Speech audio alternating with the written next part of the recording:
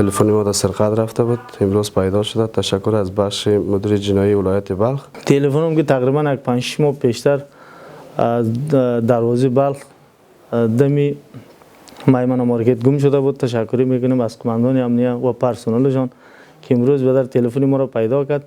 فعلا د دې سم است. تشکر میکنم. جهان سپاس.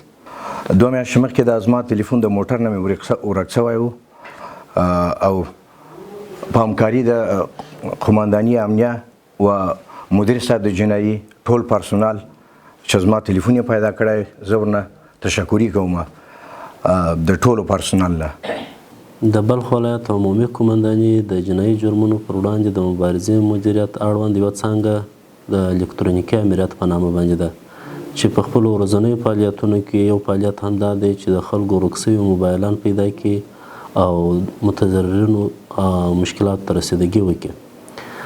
په دې لړ کې تاسو وینئ تقریبا 14 موبایلان د یوې میاشتې په جریان کې چې دا مختلف نوع موبایلان دي. په دې کې آیفون موبایلان هم شته، نور قسم هم شته، سمسونګ مختلف نوع موبایلان د دې امریت د خوا څخه کشف شوي دي، ګیر شوي دي او هغه خپل مالکانو ته به نن ستاسو په حضور کې تسلیم سي. او چا چې دا موبایلان وړي وه یا په غیر اصولي توګه باندې خرید و فروش کړی و، هغه به هم د لومړني تحقیقاتو د تکمیل وروسته قضیې بیا قضایي ارګانو ته وسپاره سي.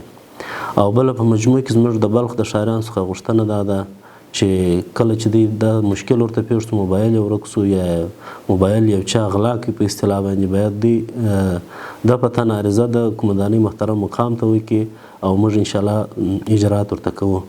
او بل په مجموع کې د ګرانو ښاریانو څخه غوښتنه دا ده چې د موبایلانو په خرید او فروش کې باید دوی بیل وغواړي یا د رانیونکي څخه د تذکرې کاپي وغواړي.